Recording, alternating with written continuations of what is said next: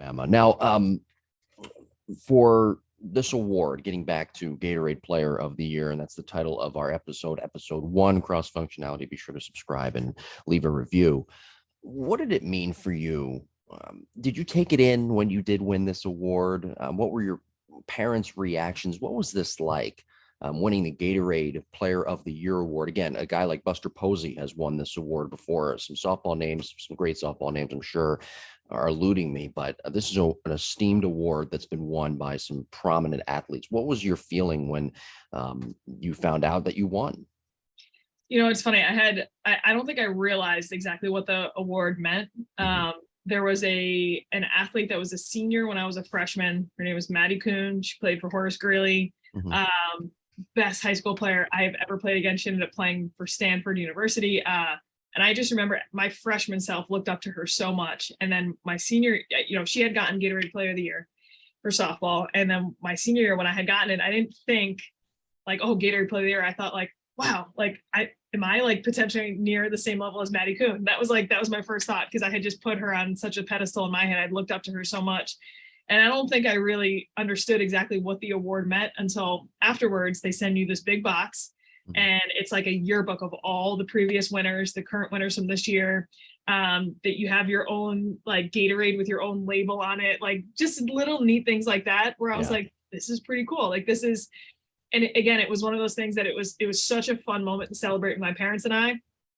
But with anything that came with the journey, it was always, I don't know. It was nice and it was fun to celebrate, but it wasn't ever the end all. And we always knew there was a potential version of myself better than the one I was at. And there was still work left to do. There was still something to be achieved, and it didn't come in a box, Yeah.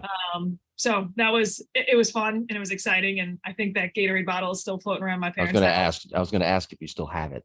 Yes, I did. I had a friend on one occasion think it was just a normal Gatorade bottle and almost drank it. But other than that, it's been kept in safekeeping. And then I think, I think there was like a cooler that came with it that my dad actually used. He was just so proud, and people would be like, "What's that from?" And he'd be like, "Well, my daughter." Yeah. I think we need to maybe see some of that paraphernalia in the weeks to come.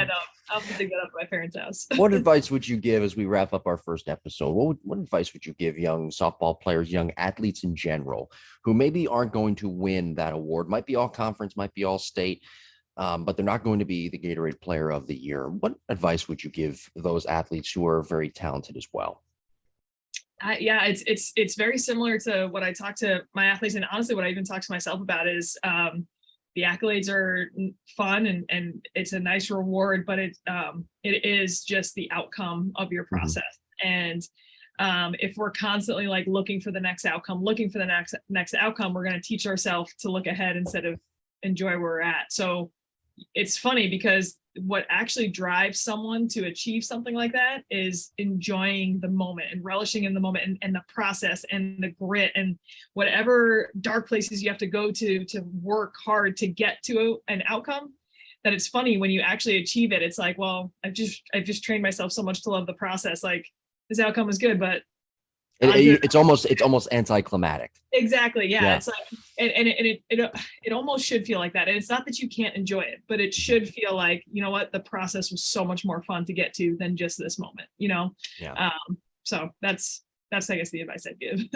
Yeah. It really goes to the point that when athletes say, well, enjoy the process, because sometimes, and you're exactly right, that process of trying to get better and trying to figure out and navigate a way to get and reach your potential, that's almost as fun as actually playing in the game, or if you want to call it the game of life, and or getting that reward, getting that promotion, getting that job that you really wanted. It was all part of that process. And again, like I mentioned, not to repeat myself, but it is a little bit anticlimactic, and you really have to enjoy the process, I think. Yes, I think so too. Seems like it, at least. It seems like that works. Really quick, what does that award mean to you today? Gatorade Player of the Year. Do you kind of walk around, still your shoulders back a little bit? Yeah, Gatorade Player of the Year, 2008.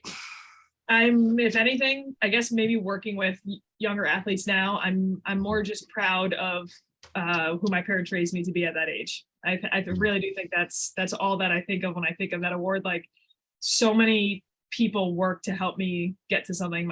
The amount of time coaches poured into me, the amount of time my family and spent driving me places, flying me places, the sacrifice that is really what I think of when I think of anything from that time period. So it's I'm proud, but I'm proud because of everything else around it.